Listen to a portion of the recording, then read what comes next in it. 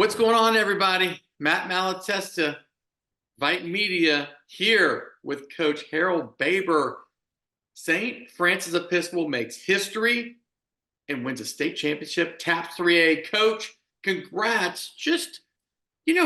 First of all, what's the ride home like? The air is fresher, the bumps aren't so bumpy, right? You know what I mean? Goals accomplished. We stopped and sat down and ate at a restaurant, which in hindsight might not have been the best idea because we didn't get home till about 1:40 in the morning. But I just, you have a moment like that, first state championship for St. Francis Episcopal, and you just want to savor it and enjoy it. And you want the guys to be around each other as much as you can, because when you get back to the school, it's over, right? It's been a heck of a ride, but now it's time to onward and upward to the next thing. You're right. It's so weird because y'all been on this journey for months and y'all get to the mountaintop. The journey is the best part, is it not?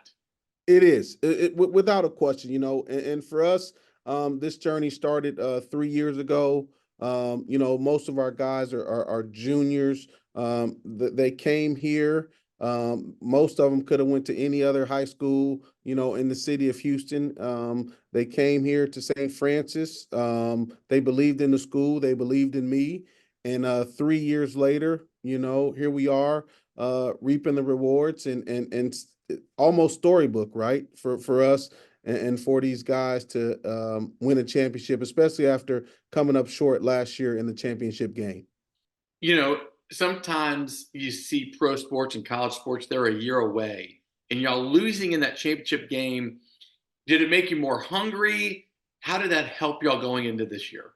Well, I think it made us more focused, right? I think that we understood that talent wasn't going to be enough, and for young players, sometimes it's hard for them to get to understand that it's the little things, right? The coming into practice, the make sure you're boxing out on every shot and taking care of the basketball. And so the talent was there. So I think for us, it just put a little extra emphasis on doing the small things correctly. Also, we're a year older, so I would say we're a little bit more mature, and guys got after it a little bit in the weight room. We got some thin guys that might not ever, bulk up, but they did get a lot stronger. And so I think all of that played a part in, we lose that game, and now our focus becomes, hey, one is let's make sure we get back here, do everything we can to get back here. And then once we get there, let's complete the mission, and let's just have tears of joy in that locker room. That was a big message, tears of joy. Y'all swept your district, but if you look at your record in the schedule, was it intentional to really schedule some tough teams in bigger schools and public schools going into this? Well, I think that was the key all along. We first got here as freshmen. It was tough. We were independent, so it was hard to get a schedule together. But then last year, our schedule was tough. But I think this year, it was very intentional to challenge our guys as much as possible, not only for them, but, for our school and for our brand and what we're trying to do at St. Francis in our basketball program. You don't ever want people to say they're a good school, but they don't play anybody. So you look at our schedule, and I would compare our schedule to some of the top teams, around the state, as far as toughness and strength of schedule in that. You left St. John's, you won some state or you won some SPC titles over there. Why leave? Not so much leave St. John's, but what was it about St. Francis that's like, hey, this is the spot for me? Well, full disclosure, they decided to make a change, which at the time was I was shocked. Didn't realize that I was even that close or whatever, and I could have went back to school. They said to teach, but I felt like I had a lot of coaching left in me. So again, they have a right to make a change as they see fit. So I'm looking around for schools and that sort of thing. And I mean, California, North Carolina, everywhere that I have connections, trying to stay in coach. And it kind of got real when my wife was looking for some apartments, like we might have to sell our house and move. And then T. Riley, who was at the time when I was at St. John's. I call it that other school now, because then I have to say their name and then they get some pub for doing nothing. You know what I mean? But no, Right. it's good times there. But no, so when I was there, T. Riley was the assistant athletic director there. So he and I kind of had a relationship, and in fact, T used to call me and say, "Hey, we have 7 guys coming out for basketball. Do you think we should have basketball?" And so we would go over scenarios and things to do with small numbers. And yeah, if you have enough people that are interested in basketball, even if you have 5, I think you should have a season. And so we would talk through that kind of stuff. And then this thing happens over there, and so T and I had been in touch for 3 or 4 years, and at the time the position here was part-time, and I said, T, well, I don't know if I can really do part-time. I got wife, I got kids. That's really, really tough. That's a lot of hustle on my part. And so they ended up having a PE position become available.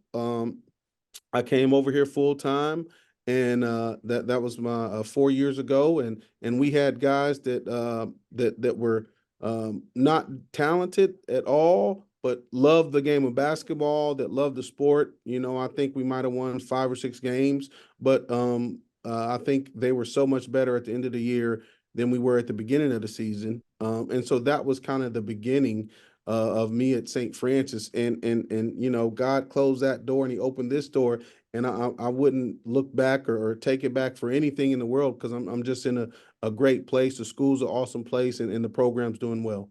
Well, I'll tell you what, the beauty is you got these guys coming back. You got Yes, sir.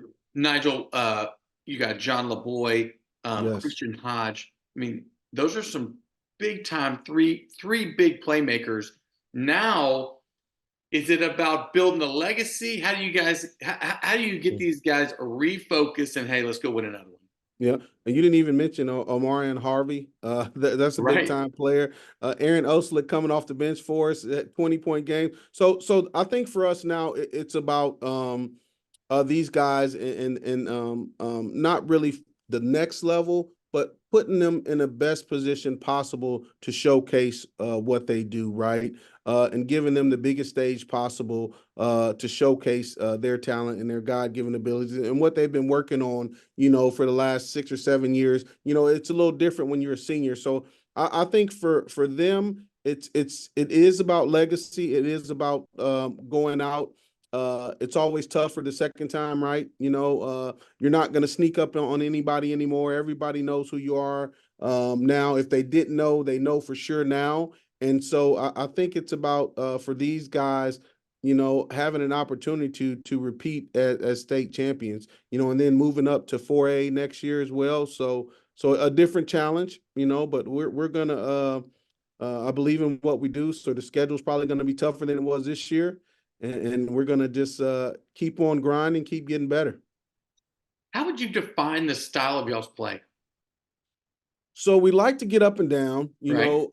but that's I think for us it starts on the defensive end. We talk about defending and rebounding. We don't know if we're going to make shots, but we're better in transition. But I think what's happened as we've matured and gotten older, we've become a much better half court team, and we can execute usually through pressure, denials. We have some counter stuff that guys are more familiar with. You don't have to call so many sets from the bench. They can just kind of read and react off each other and that sort of thing. So I think we love to play up tempo, love to get up and down, but I think our half court offense has gotten a lot better. And then defensively, I think if you look at the last month of the season, we were locked in, and in the state playoffs, our defense was very key to us being successful, and then being able to dominate the boards. I think defending and rebounding, we can get out in transition, do all those things that we like doing. Winning a state championship really validates what you're doing, but also when college recruiters are coming knocking down your door, also that's validates what you're doing, also what you're building. Just talk about your guys and where you see them potentially projecting at the next level. Oh man, the next level it's tough, man. That transfer portal, I'll tell you much. It's a Yeah. different ball game out there with the transfer portal, and that most colleges are getting into that portal before they even get down to the high school players, you know. And so for a guy like Nigel, you know, who's top 30 or whatever he is, top 40 in the country, you know, he's getting more than guys like O and John, but they've got interest, you know, at the mid-major level. I would say guys like Aaron Oselick, he's starting to get a little bit of interest here. But I think, you know, the more you win, right? Because I think at the end of the day, people like winners, right? They want you to come into their program. They want you to bring a winning attitude. They want you to bring state championship kind of pedigree and all of that kind of stuff. So I think for us, that's the next step, right? Is to all these guys that to make sure that they have an opportunity to play at the next level. You know, I'm not going to sit here and project high major, mid major, Right. low major, because that's not my thing, right? That's for the college coaches to figure out. But I want every kid in this program who wants to go play at the next level to have an opportunity to play at the next level. And I think that's what we're building on. We probably had 70 or 80 coaches stop by this season, you know, something like that. And so they're on the right path. You know, just got to keep working hard, keep grinding, and putting these guys in positions to be successful, going and playing in some big time. You know, this year we went out to Torrey Pines, went to South Carolina and played in the Bash. Two really big time events next year.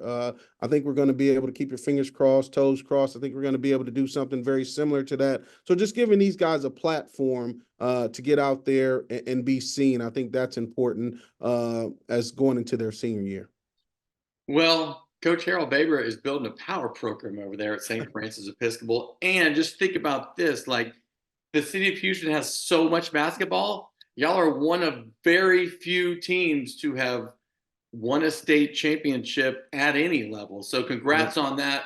Coach, Thank you. doing it the right way over there, man. Super We're fun to watch. trying, Matt. I appreciate you, man. We're trying. You know, I will say this because I'll be remiss if I didn't say this.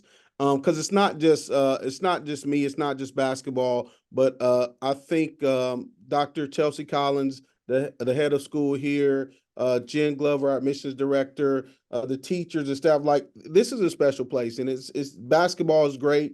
It's just one of many things. It's fine arts, there's all kind of stuff going on here at St. Francis. And I'm just happy to be a part of it, man. It's a great place, great situation. I landed in almost the perfect spot, and I can tell you unequivocally, I want this to be my last stop. And so we're going to sit here and build.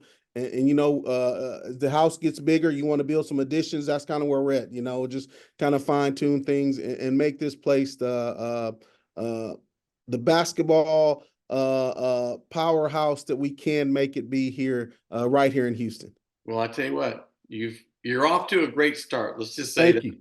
Hey, Thank you. Thank you. congrats Thank you. again. This is Matt with Appreciate it. VYPE. We'll see y'all at the games.